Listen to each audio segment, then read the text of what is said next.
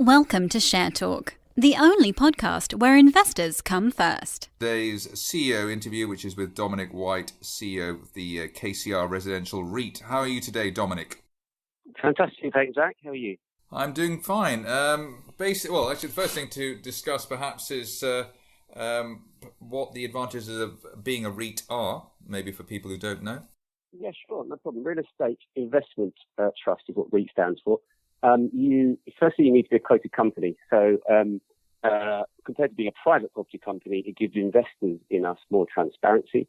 And we're effectively a regulated entity, so regulated investment entity, so it gives them more comfort about what we do.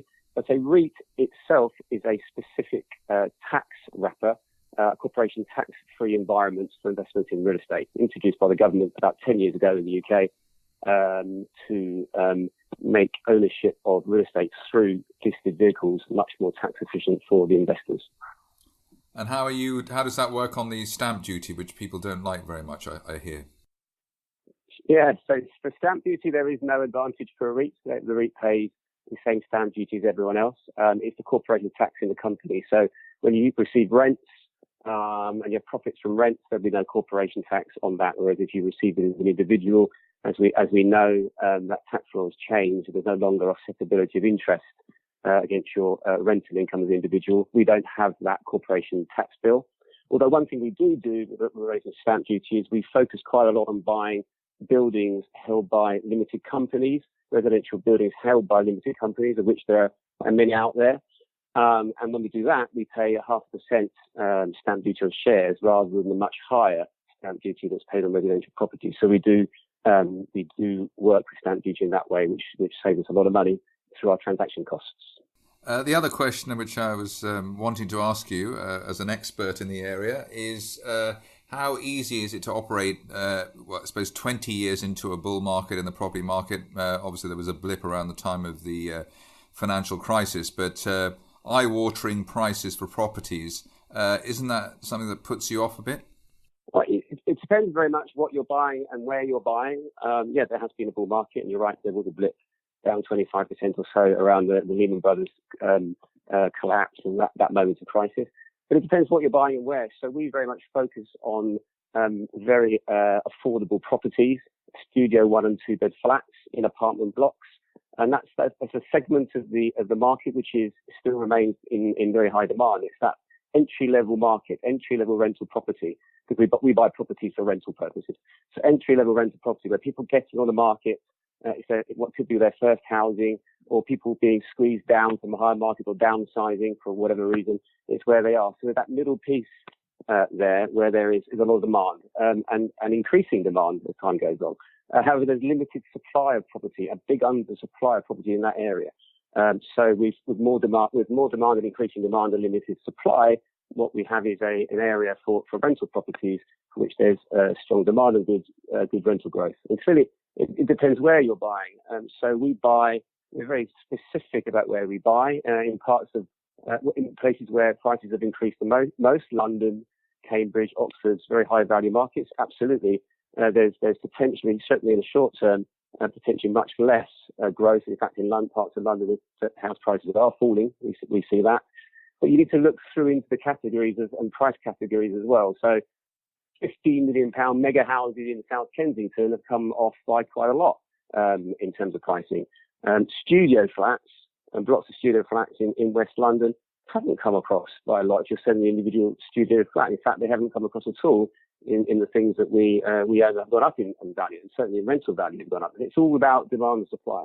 And then when you go outside of London, you'll see, if you look at a company called Home Track, who analyses, who has a 65 cities index across the UK, and a lot of the institutions use the data from Home Track for their analysis. 63 out of the 65 cities in the UK are still growing, and some are up to 7% plus, places like Manchester and Birmingham, because they haven't seen over the last 10, 15 years house price that other more expensive parts of the UK have seen. So in those locations, there is still a lot of potential for house price growth. And a lot of it comes down to affordability. So and size of deposits required for buying houses and things like that. In those higher price areas, London, Cambridge, Oxford, it's much more difficult to afford to buy now. Hence, you end up with static pricing or less growth. But in areas where there's been much less house price growth in the UK, it still remains much more affordable to buy. And so therefore you still see house price growth. But those home track numbers are very interesting when you look at them city by city, what's going on across the UK. Okay, I mean, speaking of supply, I suppose the house builders are very much in focus at the moment, some of them not for great reasons, but you recently announced a strategic relationship with Inland Homes. Could you run us through that? Yeah, Inland Homes, so that's a very, very successful, great business, about £140 million market cap business on AIM. They're very specific in what they do. They buy a lot of what they do is buy brownfield sites, clean them up, achieve planning permission for residential, develop, and then they run a development project and in some cases construct, in some cases they sell the land. But they're very successful in regeneration projects, and their focus, the main part of their focus, is in exactly the same area that we are in as a buyer of residential, a renter of a residential property. So they're in that the mid-price area, let's call it, or the entry level to mid-price 1 and 2 bed apartments area and the smaller housing area. So they have, therefore, given everything I've just said before, have more of the potential upside that's still there in the market. Now, it's good for us because they're building exactly the type of thing that we're interested in buying. They have about 7,000 units. You can see on their website 7,000 units across the UK in their land bank that they could develop. We represent a very small part of that in terms of our agreement, but we have a first right of refusal on a small number of their assets. So it's good for us because we get to define well in advance acquisitions for our business and for our shareholders. Great projects in great locations. And it works very well for them because they get to trade and in advance of completing projects in some situations, trade on in blocks much more quickly than potentially if they sold directly to the market and at a lower cost, transaction cost to us. So it's good to them because it's cheaper for them to sell to us. There's no agents involved. There's not 50 transactions for their lawyer to do. There's just one with us.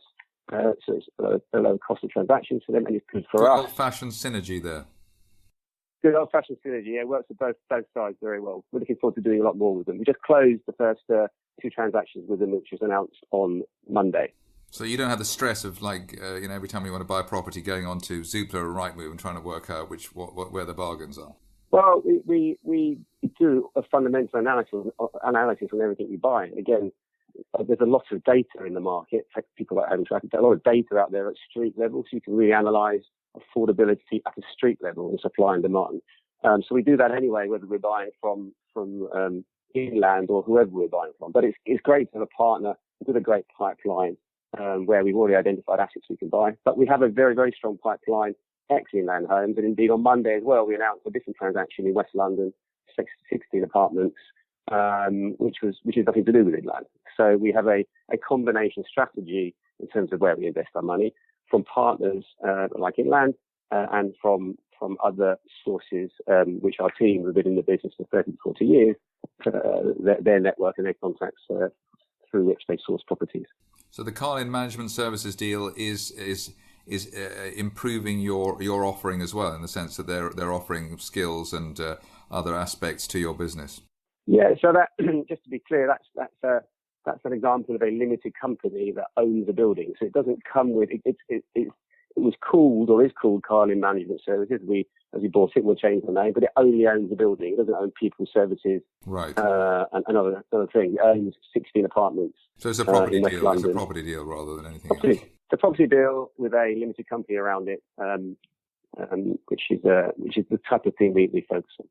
Right, and for the rest of the year, are you going to sort of rest on your laurels, or are there other things you've got in mind? No, absolutely not. No, we're now targeting the next raft of transactions. So the business is now £26 million worth of assets. It's 11 buildings. So we're targeting, we want to try and buy another £25 to £50 million before the end of this year. We've got a number of things that we're looking at. Some of that's with Inland Homes. And what we always do is through negotiation, through the structuring of transactions, we end up buying at a discount on the way in to market value. So everything's independently valued by our valuer. We try and buy at around 20%, 15 to 25% below market value. So immediately as we buy on the way in, we've got an interesting uplift to our shareholders, and then we rent out the property. So we're targeting and looking for and working on already 2 or 3 transactions that will deliver us that type of return. Dominic, thank you very much for speaking to Share Talk today. No problem. Thank you. Thank you for listening. Remember to visit our website for more news and other podcasts at www.share-talk.com.